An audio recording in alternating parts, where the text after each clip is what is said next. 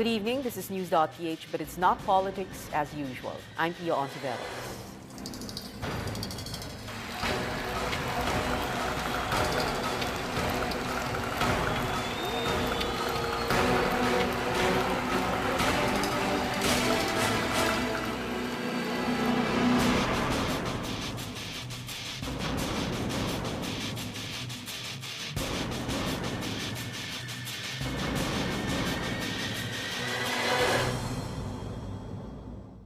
Hindi kino-confirm ng officials, pero hindi nangangahulugan na wala. Hindi nangangahulugan na wala. Ako, naniniwala ako bilang mananaliksik sa area na yan na ang threat ay nag-i-exist. Nag-i-exist ang threat. Hindi lang natin matukoy ang specific nature ng threat na to, pero yung general configuration ng threat ay naniniwala akong real at hindi lang bungang isip to. Dahil nga marami ng mga grupo ang nag-pledge ng allegiance sa IS at ang tingin nila na sila ay kabahagi ng global jihad. At nakikita ko sa global jihad na to yung tinatawag ko na revival ng religious war between the Christians and the Muslim. Yung intention nila at capabilities meron, pero ang tinitingnan nga natin dito ay ma-deny sila ng opportunity na i-carry out yung kanilang masamang hangarin. Yun ang kagandahan ngayon ng ating law enforcement authorities because right after September 11, 2001, nagkaroon ng series of capacity building sa military at sa police at sa mga concerned government agencies para mas maintindihan yung evolving nature ng threat na to. Kaya ngayon, mas handa tayo, hindi kaparis noon na wala tayong kahandaan, clueless tayo. Nung nagkaroon ng Rizal Day bombing noong 2000, hindi natin alam kung bakit nagawa yun, saan nanggaling yun, saan ba kabahagi yung insidente na yan. Pero ngayon, mas nauunawaan natin yung konteksto ng pangamba at mas nauunawaan natin yung nature ng terrorist threats emanating from Islamic extremist groups, lalo-lalo na sa mga threat groups na nagbabanwagon sa popularity ng IS or nagpe-pledge ng allegiance sa IS. There's a little bit too much going on that it's starting to mar preparations for Christmas and the Pope's visit in January. An arrest warrant is out for a 19-year-old American Marine for killing a Filipino transgender woman in Subic in October, but the United States will not give up custody so easily. A raid on the new Bilibid prison reveals an entirely different kind of underworld and a renewed interest in ISIS following the hostage crisis in Australia is the group here in the Philippines. That's what we talk about tonight in this first segment. Our guests, Colonel Restituto Padilla Jr., spokesperson of the Armed Forces of the Philippines, Jose Custodio, defense analyst, and a guest very often here on News.PH, and Carlos Santamaria, journalist. That's okay? Yes. Thank you very much for being here, and good evening, everybody. Thank you, Pia, for having us. Thank you for having us. So let's begin with this. The first question is the title of the segment, is ISIS here in the Philippines? So just answer it first with a yes or a no, and then we'll go to the explanations. No. No, it's not? No. Jose? No. No? Carlos? Yes. Yes, okay.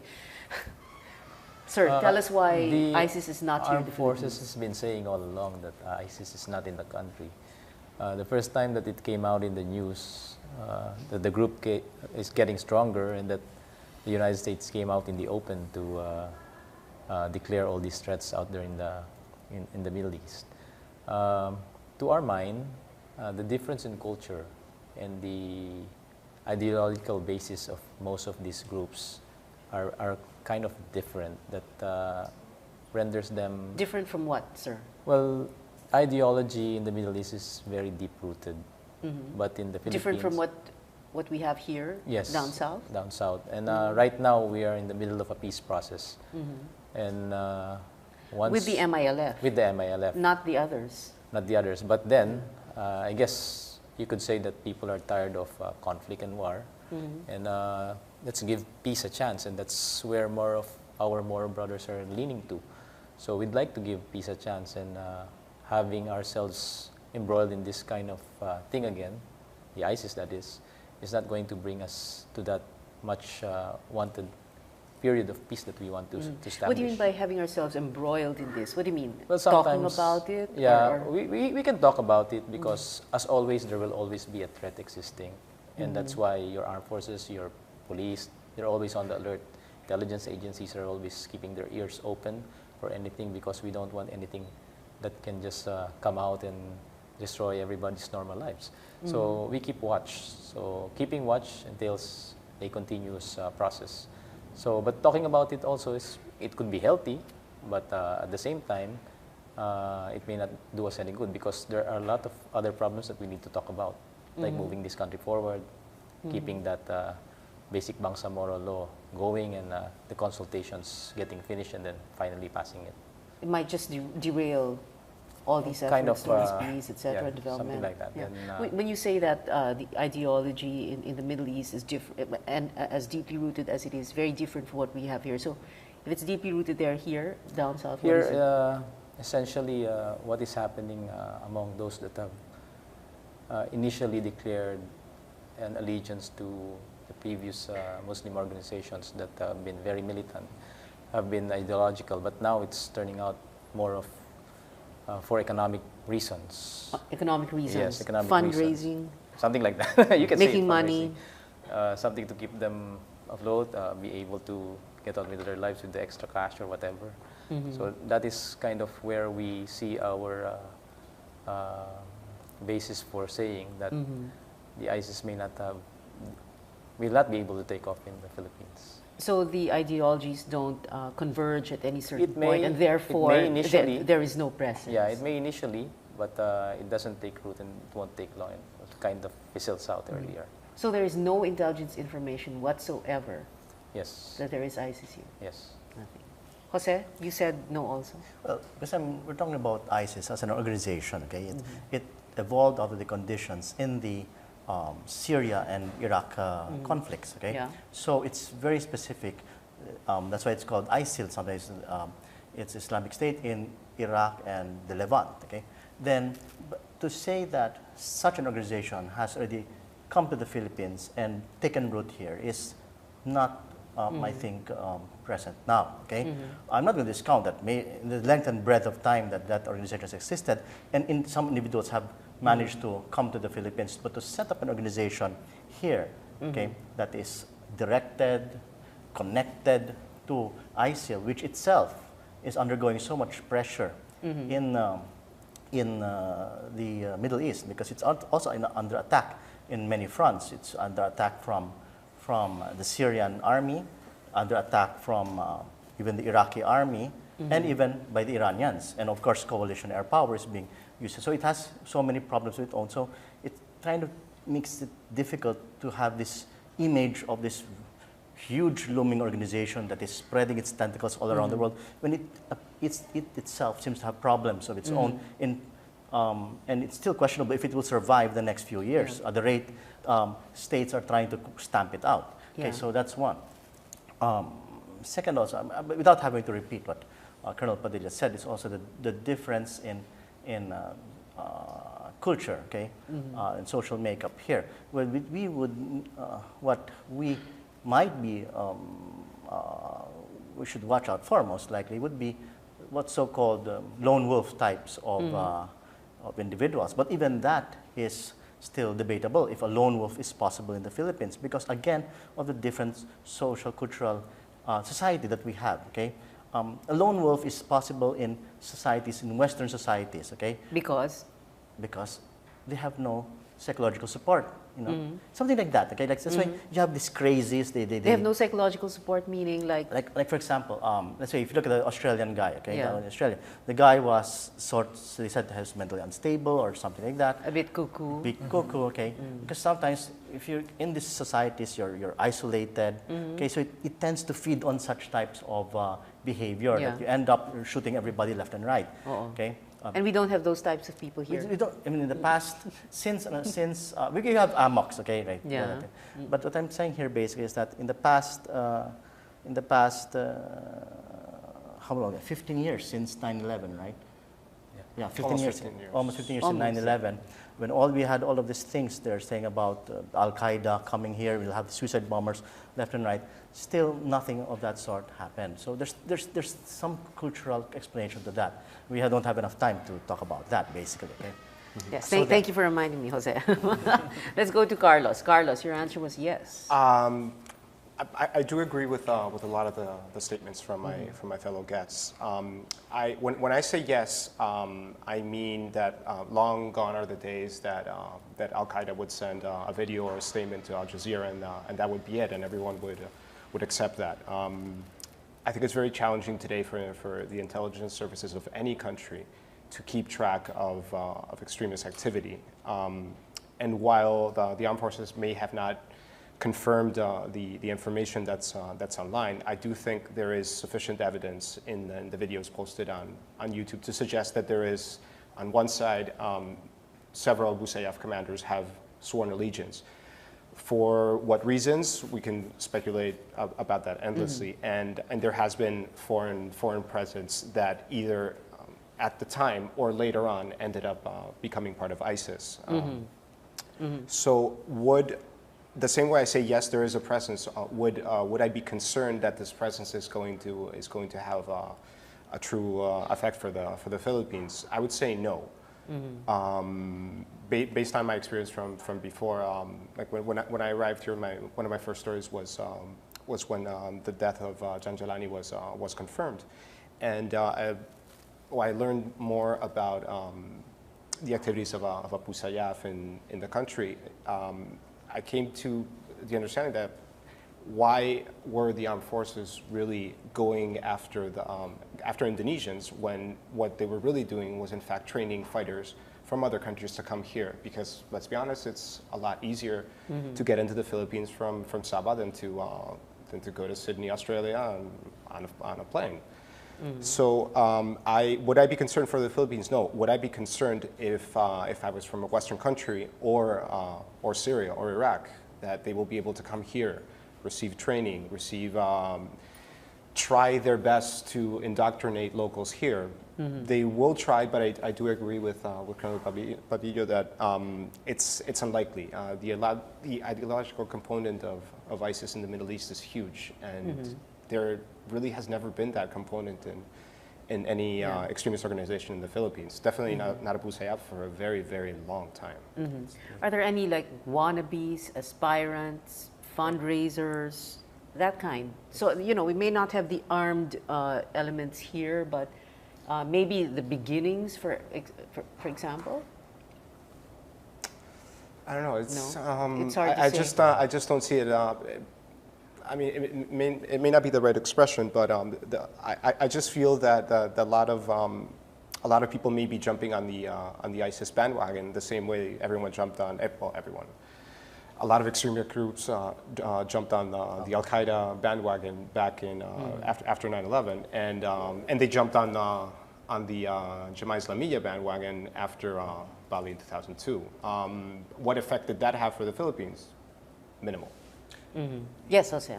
As I said, the difference between Al Qaeda and ISIS is the fact that it's driven by the hatred between two sectarian groups. Okay, the Sunnis and Shia. So it's really specific to that particular region. The hatred. That's why if you look at the amount of vitriol and massacres that they do, and atrocities they do against non-members of ISIS. Is not just ideological driven, it's also driven by so much history behind that particular, within that particular region. History that is different in certain parts, in other parts of the world. Like here, we don't have that here, okay? So you may have, let's say, an Al-Qaeda, an Abu Sayyaf member wave the black flag of ISIS, but it doesn't necessarily make him into that bloodthirsty ISIS guy or capable of doing that. Yeah, it doesn't catch the attention of ISIS half the world away. Yes, it's like he can wave, he can say this is a Martian, but the Abu Sayyaf guy can say he's a Martian, but he's not necessarily a Martian. It's like that. It's really like that. Anybody can claim anything? Yeah, everybody can claim anything. It's kind of like building on your lone wolf theory. Yes. That random commander that will raise the black flag, yes, he is doing that, and yes, that does mean presence. But in my opinion, that lone wolf is nowhere near as dangerous as an Australian lone wolf that may come here, to receive the training or to receive the indoctrination or to try to raise funds and go back to Australia to commit an attack. A Filipino lone wolf is like my guest said, a totally alien concept. I cannot imagine the sense of pride in this country just doesn't exist. I've never seen anyone alone ever. It's a very family-oriented country and group-oriented country. That idea is just kind of alien to the Philippines. Yeah. Well, anyway, Colonel Padilla, but what you're saying is the AFP and I guess the PFD also. You are monitoring things and your intelligence gatherers are on the ball. That's part and parcel of the responsibilities of your armed forces and your police, and at the same time of the intelligence machineries that have been created to look after those. So there may have been a little that have been seen, but they have really no firm basis that it's going to take some root. So that's why we say there's none. Okay. Final words. You have 20 seconds each. Carlos? Well, I really would be surprised if ISIS does take root here. Thank you. Jose? Well, we have to be wary also, not just of ISIS, but also of certain people who use scare tactics, who scare all of us. Okay, we have to look at the issues really and see if they're valid. Who's scaring us? Well, name them. Well, some analysts. Some analysts, like someone who's not here tonight. Thank you, Jose. Colonel Padilla? Well, we have a lot to thank for PF for what we have been experiencing in the Philippines. The family bonds that we have, it's kind of strong even among different religions. It's a given. And for that, it lessens the threat that imposes on society. But be that as it may, the armed forces, the police, the intelligence agencies that we have in the country don't let their guard down, and we keep on the watch for anything that may come out. All right, thank you very much. Carlos, thank you. Jose, thank you. You're joining us for the next segment, Pemberton? Yes. My goodness. And Colonel Padilla, you'll still be here. We need to talk about that. We'll take a short break. News.PH will be right back. Stay with us.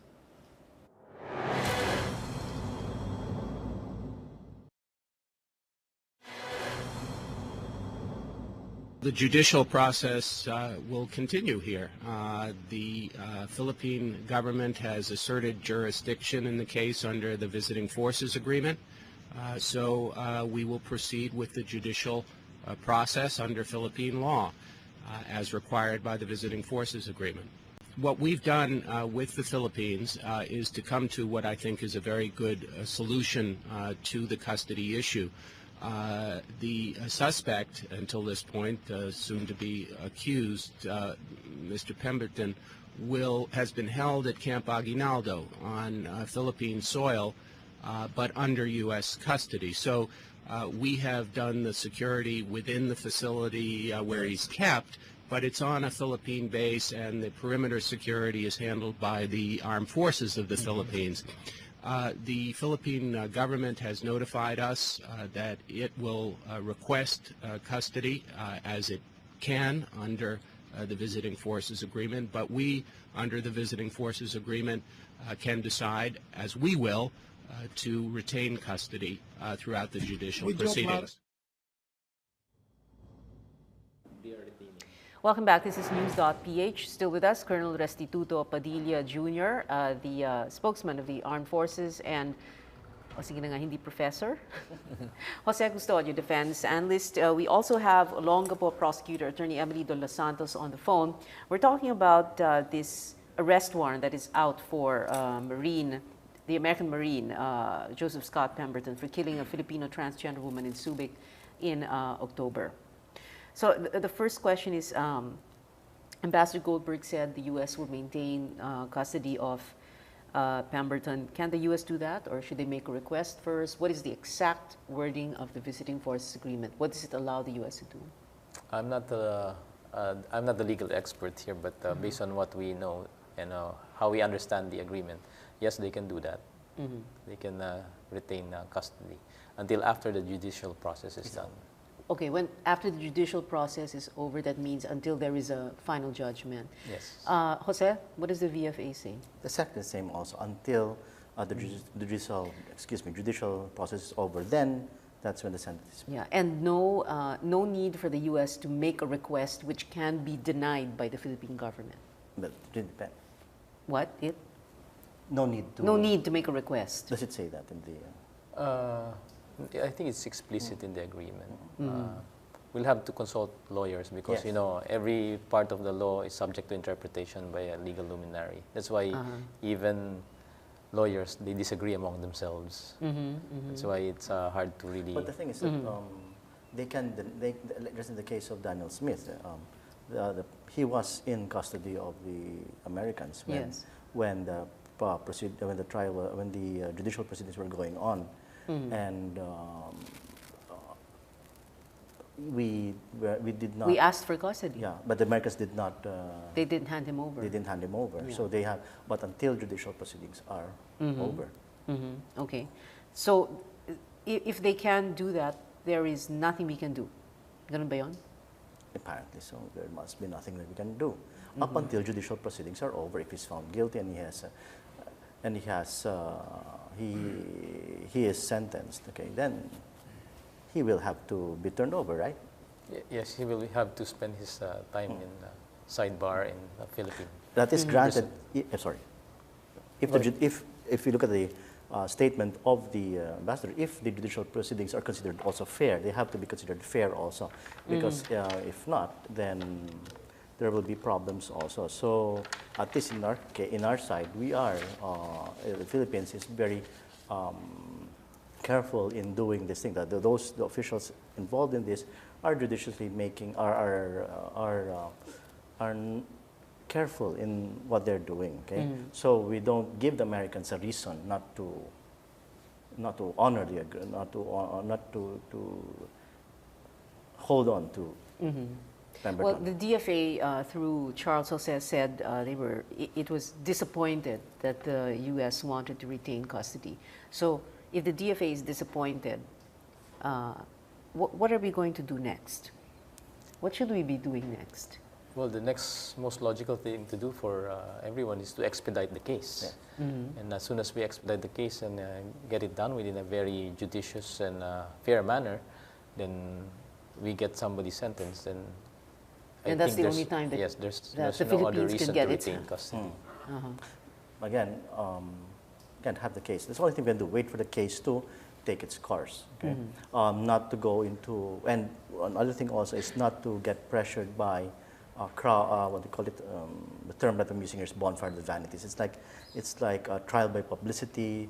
All the pressure, all the statements that he is guilty before being proven. So just to be sober about everything, okay? Be careful and sober about everything. That's what we can do, okay?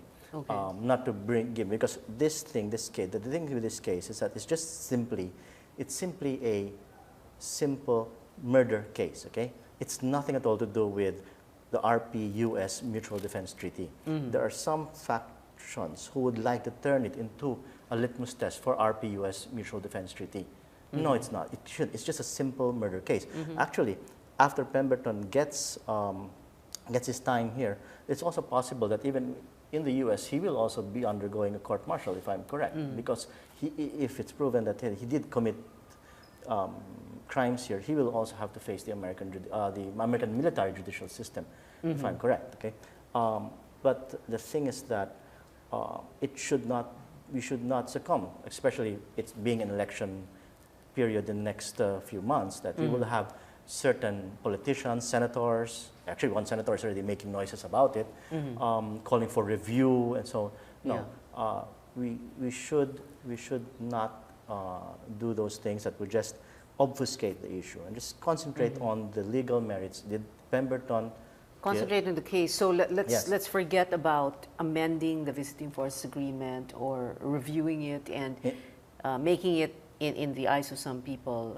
a little bit fairer for the Philippines. After this, but because the thing, you can review something and apply it to this thing also. The Americans won't accept that also because the agreement was signed. We passed through the VFA passed through the Philippine Senate also in the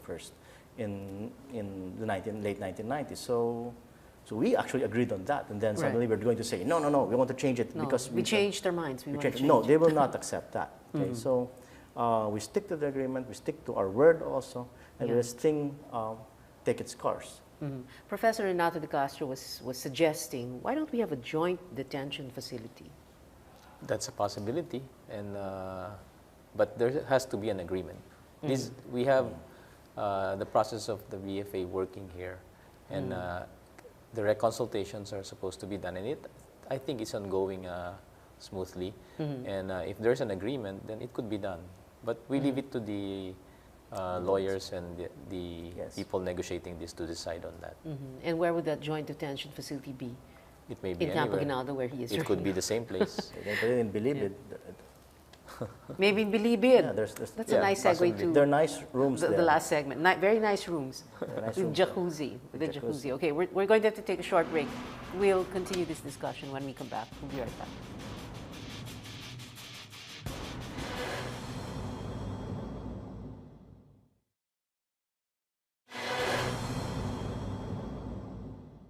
Welcome back. You're still watching News.PH. I'm Pio Antiveros. Still with us, Colonel Padilla, Armed Forces spokesman, and Jose Custodio, defense analyst. Olongapo prosecutor, Attorney Emily De Los Santos, joins us on the phone now. Ma'am, good evening. Good evening, Pia. Good evening to our viewers. Ma'am, should we be insisting on custody at this point?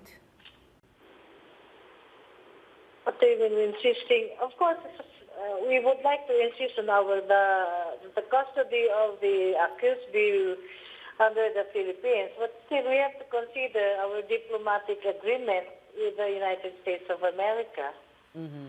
Okay. Colonel Padilla here and Jose Custodio, defense analyst, were saying that what we should do is expedite the case, make things go faster so that if indeed he is guilty, that's the time that we get custody of him. You agree, ma'am? Yeah. The objective is really to finish the case because we are given only 1 year from the filing of the information with the courts to finish or terminate all the proceedings. That means he should be promulgated and reading of the sentence or whatever, if it's favorable or not to the Philippines. So we should finish this. So we should finish this case, ma'am, by December 2015. Okay, it should be 1 year. 1 year from the time we filed it, December 15th. Okay. Ma'am, can you tell us a little bit more before we let you go about the affidavits or the sworn statements of the American soldiers with Pemberton at that time? There were specific quotes from the statements. Can you confirm them? Some of them saying that Pemberton told them, or told one of them, that and I quote, "I think I killed a he, she," unquote. Oh, yes. Immediately after the incident, the Marines, the 4 of them, at first were together during the liberty. But the 3 Marines, Lance Corporal Pulido, Dal, and Rose, went ahead of Pemberton to the ship, back to the ship. And Pemberton came in a few 5 minutes later, late than the 3. And immediately when they were ordered to get into the ship, Pemberton told his friend or buddy, Lance Corporal Rose, about his experience. And as per the statement of Lance Corporal J. Michael Rose, he said he fucked up and that I guess he said, I think I killed a he-she. When they issued these affidavits and gave their sworn statements, was it you who was there, or was there another representative from the Olongapo prosecutor's office? They subscribed. That means they made their sworn statements under oath before our prosecutors from the office of the prosecution office in Olongapo. Were they? Was it a question and answer style, or they offered their statements Parang lock, stock, and barrel. Tapos na siya. Actually, the one that was subscribed before our prosecutors, Philippine public prosecutors, were in a question and answer style form. But the one that they executed before the National Criminal Investigation Service of the United States Navy were in form of a narrative form. Okay. So the NCIS did help you, did help the prosecution in this case? Yeah, in compliance with the Visiting Forces Agreement, they conducted joint parallel investigation of the case. All right. Thank you very much, Attorney Emily De Los Santos of Olongapo Prosecutor's Office. Thank you, ma'am. You're welcome. Yeah, Jose, you want to say something? Yeah, ask first Colonel Padilla. Yeah. Colonel Padilla? At this point, the armed forces takes its responsibility in this situation very seriously. That we have to work closely with our American counterparts, that Lance Corporal Pemberton will be inside the detention facility, and that at any time that we are required or that they are required to present the accused, he will be around to be and ready to face the court. When he was first brought to Camp Aguinaldo, we understand that he was restrained. I'm not sure, was it He had handcuffs his or something? handcuffs And his hands chained also to his feet, right? we didn't see it exactly, but That's what it looked like. it's a standard procedure on the part of similar instances or incidents like this when they transport an accused or someone, a person of interest, that they would make sure that he is restrained properly and that it will minimize any possibility of he hurting others and hurting himself. Hurting himself. Because earlier you had said that Pemberton has suicidal tendencies. Well, it was not directly, we didn't get it directly from the detention facility, but we heard it from another source. And that's why we cannot confirm it. But being a 19-year-old who has just gone out of a ship, staying there for a long time, and I think this was his first major exercise. Yeah, his first trip out of the United States. And then coming back after a very traumatic experience, I think anyone in their right mind would feel depressed. So, especially after having been informed probably that the case is progressing and this is where it is right now. So, most of the time in a day, a prisoner is alone in their cell. So, much to their thoughts and not being able to communicate with anybody. So, it's a very high probability that he is. Okay. Final words, Jose? Like I said a while ago, is that this case should be treated as a murder case and not blown out of proportion, as so many people out there are trying to do, and make it a litmus test of Philippine RPS. As we can see by the Olongapo prosecutor's statements herself, that the U.S. is working together with us. Those are the things. There are many positive actions that the U.S. is doing, but however, people are concentrating on the custody issue. When it's just one element. We fail to look at the NCIS helping. Fail to look at the guy is in Aguinaldo already. So and his four soldiers. And the four issuing soldiers statements. Issuing statements that implicate. That pin him down. So those are actions done by the Americans, and unfortunately, it's all being buried under this issue of what's it called, custody, when despite the fact that if Pemberton gets convicted, he will be handed over and he will face jail time here. Okay. Sir, final words? First off, let's highlight the cooperation extended by the United States. The prosecutor has mentioned that the NCIS has extended everything to them, full cooperation in accordance with the agreement, and they have stuck to the agreement. So these are things that we should be talking about too, not just discussing a singular issue like what Mr. Custodio was saying a while ago, and I agree with him. So the larger issue here is that we want justice done, and we will not deny the family that. And I think it is ongoing, and everybody's cooperating. Yeah. So, as the prosecutor said, the prescription period is for 1 year. I think government is bent on being able to do that even before the time is up. Well, thank you very much to your guests, Colonel Padilla, thank you, sir, and Jose Custodio, defense analyst, thank you. You're not going to join us in the next segment, although if we're going to talk about the new Bilibid, hindi ba? There were suggestions that the AFP will take over. Pero, yes, there was from the VACC, and thank you very much, VACC, for having the confidence in the armed forces, but we are totally out of that department. That's not constitutional, I think. Yeah, and based on your suggestions, Jose, maybe the Joint Detention Facility could be new Bilibid, but Yeah, there are a lot of entertainment stuff there. thank you very much, Jose and Colonel Padilla. Thank you, Via. When we come back, the new Bilibid Resort Hotel, question mark. We're taking a short break. Please stay with us. News.PH will be right back.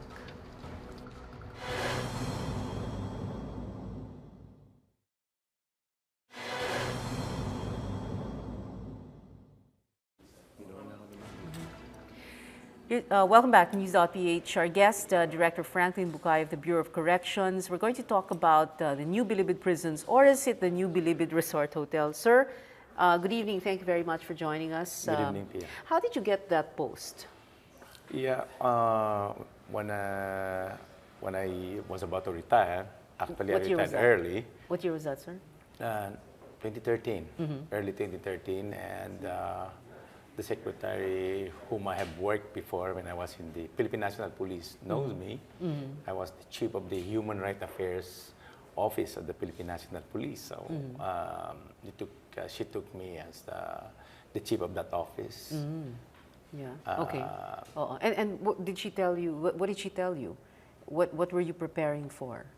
Yeah. Did you know what you were going to get into? When I took over, I asked guidance from her, and she told me very simple. She said, "Follow law and conscience," Okay. and that's it. I didn't know that this is how big and tough the job is. Did you know what you were getting into at that time? Come on. Did you know what you were getting into at that time? No, I didn't expect that this is how and how deep the problem is. And looking at the Bureau of Correction now and back, it has been neglected for so long, decades and decades back. In fact, the facility that we have in the new Bilibid prison has been built in 1935, and there was no major repairs or development in that kind of a facility. Yeah. Did you know about what was going on inside? Were you aware that there were certain cells or rooms that were belonged to the, how shall we call them, the richer inmates that were there? Did you know that? When I took over, there have been a lot of reports in that, and we tried to stop this. Actually, we have a lot of recovery. Recovery meaning? Of recovery of contraband, cell phones, electronic gadgets, and the likes. Electronic gadgets like what, sir? Like booster. Boosters. Yeah. Okay. Wi-Fi, and so on. So this suggests that there are, But kailan po yung mga recovery na yun, sir? What year? This year? This year. This year. Yes. Okay. We have recovered about 1,000 cell phones. And para maintindihan natin yung Bureau of Correction, kailangan malaman natin yung setup and the situation. Yeah. Always, I said, everyone nagtataka doon. Why is this like this? Kasi kung titignan natin, if we are asked, ano ba itsura ng isang jail? What comes to our mind is a 4-walled room with bars. We don't have that. If that is Model A, we don't have Model A. We have probably Model B. We have a 4-walled town. So when you go in there, you will see big buildings divided into dormitories. Inmates sleep there at night. In the morning, they just walk around the 9-hectare land of the maximum security prison. And what we have there right now are 14,000 inmates.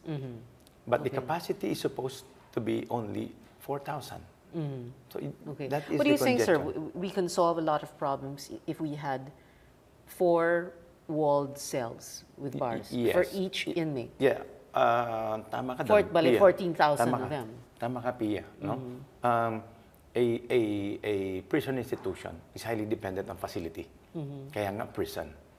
And what is in there that we should have? The facility should have a very effective segregation and classification. Okay. If we don't have that, then Yeah. ito na. You have a town.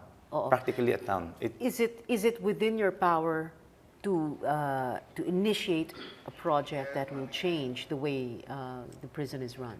Yeah. Can you do that? In other words, yung sinasabi po ninyo na 4-walled cell for each of the 14,000 inmates, is it within your power to say that, or to lobby for the funds for it, Yeah. or for a project like that? We are actually proposing that. We are actually proposing that so that we can have this segregation. Segregation, because ito yung strategy ng prison. Because you have to segregate high-risk inmate from highly violent, suicidal, mentally ill, and so on and so on. You have to segregate them. Yes. And why do we do this? We should do this to be able to formulate therapeutic and reformative remedy to a kind of group. Yeah. Oo. Without segregation, they're all mixed up. Napakahirap. Yeah. Sir, can we go back to my earlier question about are you aware that there were things like this? So we saw everything, Yes, no? yes. Monday morning. LED TV sets, air conditioners, the Yeah, window type, yeah. meron pang inverter, the bathtub, the jacuzzi, musical equipment, the keyboards, etc. Everything. Is there? Cash. Yeah. Lots of cash in all those vaults, safety Yeah. vaults. Were you aware that they were there? I have an inkling, but I have some doubt yet at that time because although we have been receiving, I said, Information. nakaka-recover tayo information, naka-recover tayo ng mga shabu, we recover electronic gadget and so on. And because of that, we formulated a plan to really validate it, and that's the operation. That is the we operation. yes, and lo and behold, we saw all of this. Yeah. This, So you're saying na hindi pwedeng kayo lang, you and the jail guards go in and try to confiscate. That's not going to work. Obviously, it actually, wouldn't because the situation, I said we have 14,000 inmates. How many guards do we have? yeah. How many guards do you have? We have only, in that facility, we have only about 500 or less Okay. in that facility. So, actually, yung nagbabantay lang for some time, 40 to 50 in a 3-shift. So, kulang, no? And added to this, of course, because of the neglect for so long in the facility and Yeah. in the training and education of our personnel themselves, kailangan upgrade kasi ng competency Yes, and yes. trustworthiness. Oo. Medyo nag-develop na through time ng bad Bonds. culture. Bad culture. I would say it's a bad culture. Na Okay. ito na. Do you trust all your guards? How many? Do you trust all your guards? All well, the jail guards? That's the reason why we got some assistance from the outside. No? Yeah. So the answer to that is no. Yeah. You cannot trust all of them. Not all. Kasi we wanted to validate and we want to be sure na hindi masusunog. Meron tayong aabutan. Yeah. But let me explain further. What is in those big buildings Yes. divided into dormitories? We saw it nung tayo'y nagpunta ron, searching, that you cannot just go inside, no? Maliligaw ka. Because parang dumadaan ka sa tunnel, sa pasilyo. Pasilyo sa Divisoria. Yes, sa Divisoria. Lot of inmates there na may mga pasikot-sikot. Kung hindi mo alam yung pupuntahan mo, baka hindi ka na makarating doon. Remember? Baka hindi ka na makalabas. Hindi ka na makalabas ng ano mo. Yeah. And many of them, many of these rooms are doon sa dulo-dulo. Okay. So in other words, there are some rooms they're not even called cells. There are some rooms na hindi talaga nararating or no jail guard has set foot in some of Maaaring those hindi rooms. nila nabibisita or hindi nila nire-report. Yeah. So what are the jail guards doing? Nagpapatrol sila sa labas. Nagpapatrol hindi sa labas. pumapasok sa loob. Yung mga kwarto, sir, na merong mga jacuzzi, etc. Yun ba hindi pwedeng pasukan ng mga gwardiya? Jail guards Supposed to cannot be, they go have in. to. They This have is to, their they job. should. Yes, they have to. But apparently they don't, because if all those items are inside, then Yes. they would have long ago been removed, right? Yes, or they are keeping it in themselves. On themselves. Okay. So, ito yung mga nakikita natin.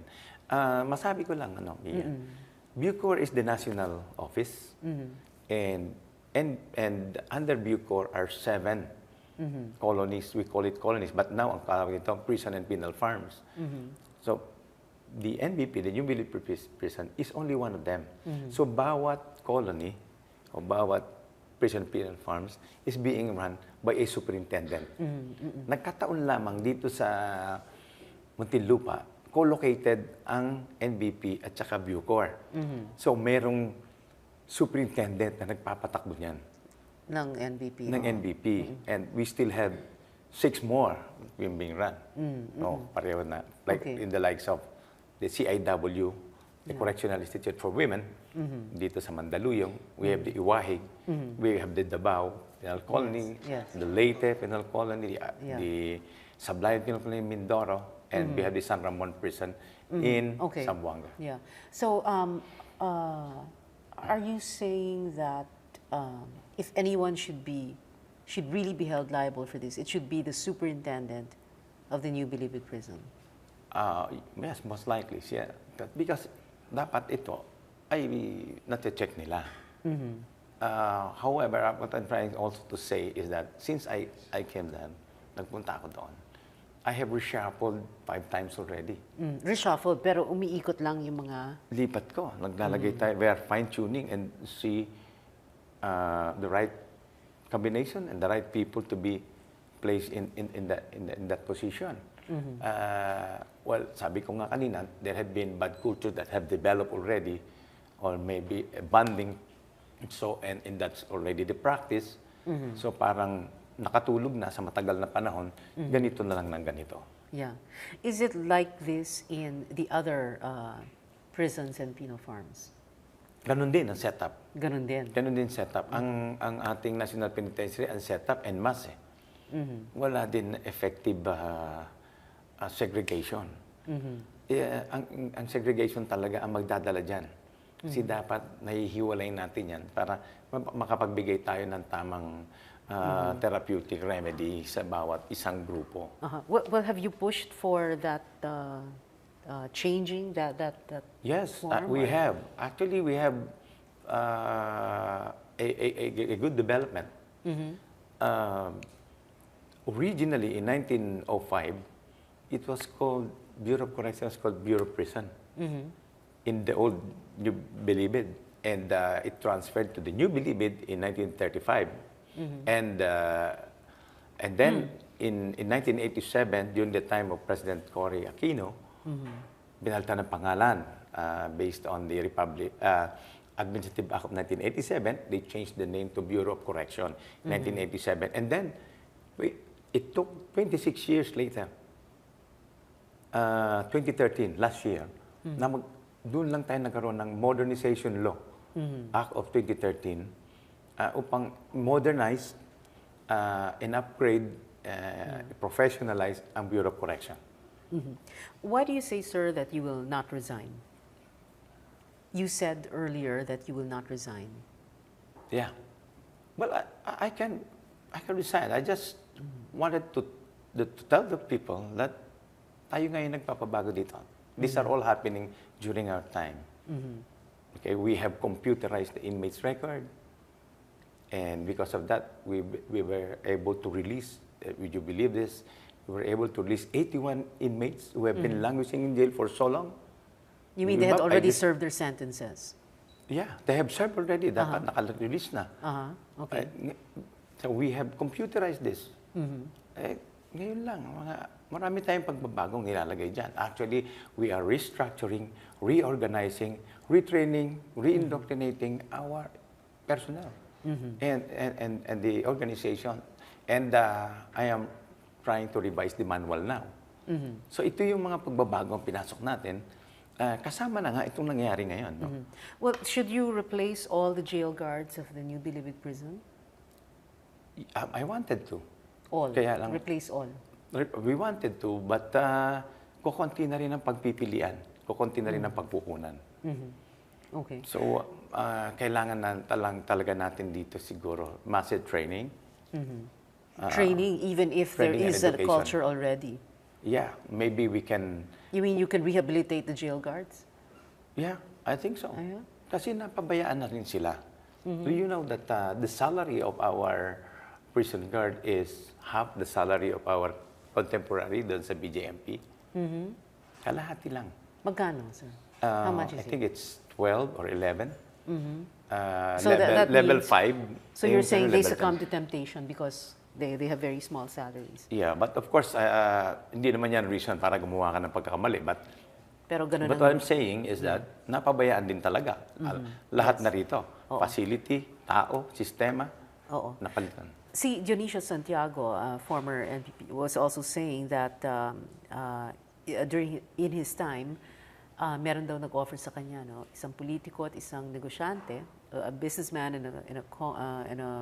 not a congressman, a politician, 5 million pesos in exchange for the return of a prisoner who had been moved to Leyte and then wanted to be moved back to Manila. Yeah. Has anyone offered you a bribe? Has anyone offered you money in exchange for any favors granted to any of the inmates? No, because they know I would not. Wala po. Okay. That's what. All right. My last question, sir, is what do you think the new Bilibid prison is? Is it a prison or is it a resort spa or a hotel? What is it? It is. What is it really? You know, even if you do have this and you cannot really enjoy it okay, you are not free. Nandun ka rin din sa loob. Although you can move around, it's still a prison. Still a prison. A prison that have been neglected for decades, for century, for that matter. Hindi na natin in-upgrade. Now we are reaping the fruits of it. Hindi naman natin in-improve. Ito yung nangyayari ngayon. Kung in-improve natin noon, and we have really built it in accordance to its purpose, we professionalize our guards, inayos natin ang system, it will be a very, shall I say, a prison that we can depend on. No. Okay. By the way, the prison is part of the criminal justice system. Kahit na-improve natin yung ibang parts of it, itong prison, hindi natin in-improve, then hindi pa rin kompleto. Kasi nandito na yung katuparan ng sentensya sa kanila. Okay. Thank you very much, Director Bukayo, for being here. Final words from you. Very briefly lang po. Yeah. Sa ating pamumuno po ay makakaasa ang publiko na ating ginagawa sa abot ng ating makakaya, within our makakaya, na ito ay tumakbo as a prison, as a real prison. Kailangan lang po natin dito na tayo ay matulungan doon sa mga bagay na hindi naman natin kayang, not within our reach. Like, we need a small-scale facility for segregation, and then the real implementation of the modernization law para yung ating mga tao ma-professionalized at mabigay naman yung tamang sahod ng para sa kanila na matagal na rin nilang inaasam-asam. All right. Thank you very much, Director Bukayo. Thank you for being here. Yeah, welcome. And thank you for watching. See you again next Wednesday. Good night.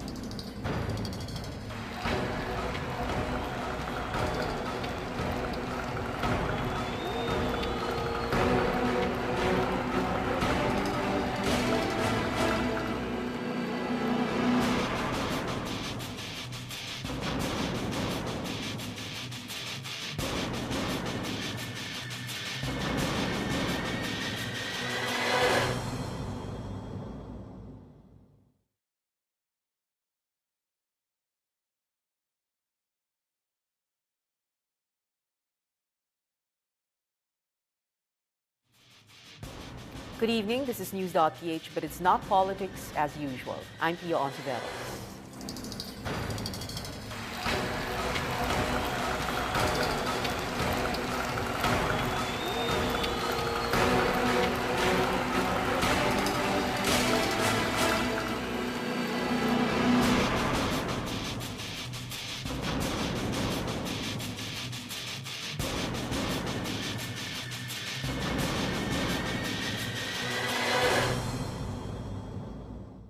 Hindi kino-confirm ng officials, pero hindi nangangahulugan na wala.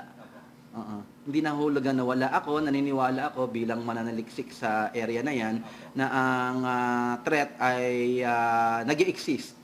Nag-i-exist ang threat. Hindi lang natin matukoy ang specific nature ng threat na to, pero yung general configuration ng threat ay naniniwala akong real at hindi lang bungang isip to. Dahil nga marami ng mga grupo ang nag-pledge ng allegiance sa IS at ang tingin nila na sila ay kabahagi ng global jihad. At nakikita ko sa global jihad na to yung tinatawag ko na revival ng religious war between the Christians and the Muslim. Yung intention nila at capabilities meron, pero ang tinitingnan nga natin dito ay ma-deny sila ng opportunity na i-carry out yung kanilang journalist. That's okay? Yes. Thank you very much for being here, and good evening, everybody. Thank you, Pia, for having us. Thank you, Pia. Thank you for having us. So let's begin with this. The first question is the title of the segment, is ISIS here in the Philippines? So just answer it first with a yes or no, and then we'll go to the explanations. No. No, it's not? No. Jose? No. No? Carlos? Yes. Yes, okay. Sir, tell us why ISIS is not here in the Armed forces Philippines. has been saying all along that ISIS is not in the country. The first time that it came out in the news, that the group is getting stronger and that the United States came out in the open to declare all these threats out there in the Middle East. To our mind, the difference in culture and the ideological basis of most of these groups are kind of different, that renders them... Different from what, sir? Well, ideology in the Middle East is very deep-rooted, but in the Philippines... Different from what we have here, yes, down south? Down south. And right now, we are in the middle of a peace process. And once... With the MILF? With the MILF. Not the others? Not the others. But then, I guess you could say that people are tired of conflict and war. And let's give peace a chance, and that's where more of our Moro brothers are leaning to. So we'd like to give peace a chance, and having ourselves embroiled in this kind of thing again, the ISIS that is not going to bring us to that much wanted period of time. We'll not be able to take off in the Philippines. So the ideologies don't converge at any certain It may- point, and therefore it may initially- there is no presence. Yeah, it may initially, but it doesn't take root and it won't take long. It kind of fizzles out earlier. So there is no intelligence information whatsoever Yes. that there is ISIS here? Yes. Nothing. Jose, you said no also? Well, because we're talking about ISIS as an organization, okay? It evolved out of the conditions in the Syria and Iraq conflicts, okay? Yeah. So it's very specific. That's why it's called ISIL. Sometimes it's Islamic State in Iraq and the Levant, okay? Then to say that such an organization has already come to the Philippines and taken root here is not, I think, present now, okay? I'm not going to discount that. The length and breadth of time that organization has existed, and some individuals have managed to come to the Philippines, but to set up an organization here, okay, that is directed, connected to ISIL, which itself is undergoing so much pressure in the Middle East, because it's also under attack in many fronts. It's under attack from the Syrian army, under attack from even the Iraqi army, and even by the Iranians. And of course, coalition air power is being used. So it has so many problems with its own. So it kind of makes it difficult to have this image of this huge looming organization that is spreading its tentacles all around the world, when it it itself seems to have problems. Masamang hangarin. Yun ang kagandahan ngayon ng ating law enforcement authorities because right after September 11, 2001, nagkaroon ng series of capacity building sa military at sa police at sa mga concerned government agencies para mas maintindihan yung evolving nature ng threat na to. Kaya ngayon, mas handa tayo, hindi ka paris noon na wala tayong kahandaan, clueless tayo. Nung nagkaroon ng Rizal Day bombing noong 2000, hindi natin alam kung bakit nagawa yun, saan nanggaling yun. Saan ba kabahagi yung insidente na yan. Pero ngayon, mas nauunawaan natin yung konteksto ng pangamba at mas nauunawaan natin yung nature ng terrorist threats emanating from Islamic extremist groups, lalo-lalo na sa mga threat groups na nagbabanwagon sa popularity ng IS or nagpe-pledge ng allegiance sa IS. There's a little bit too much going on that it's starting to mar preparations for Christmas and the Pope's visit in January. An arrest warrant is out for a 19-year-old American Marine for killing a Filipino transgender woman in Subic in October, but the United States will not give up custody so easily.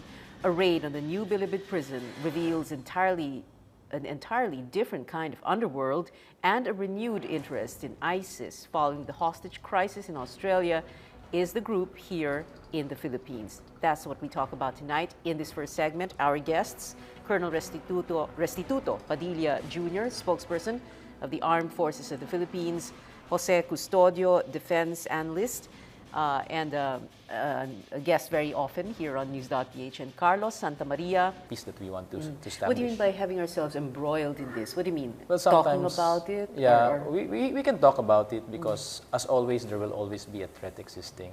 And that's why your armed forces, your police, they're always on the alert. Intelligence agencies are always keeping their ears open for anything because we don't want anything that can just come out and destroy everybody's normal lives. So we keep watch. So keeping watch entails a continuous process. So, but talking about it also it could be healthy, but at the same time, it may not do us any good because there are a lot of other problems that we need to talk about, like moving this country forward, keeping that basic Bangsamoro law going, and the consultations getting finished, and then finally passing it.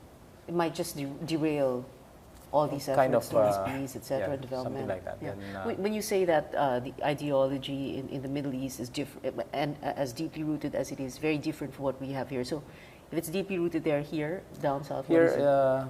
Essentially, what is happening among those that have initially declared an allegiance to the previous Muslim organizations that have been very militant, have been ideological, but now it's turning out more of for economic reasons. Economic reasons. Yes, economic fundraising. reasons. Something like that. You can making say money. Something to keep them afloat, be able to get on with their lives with the extra cash or whatever. So that is kind of where we see our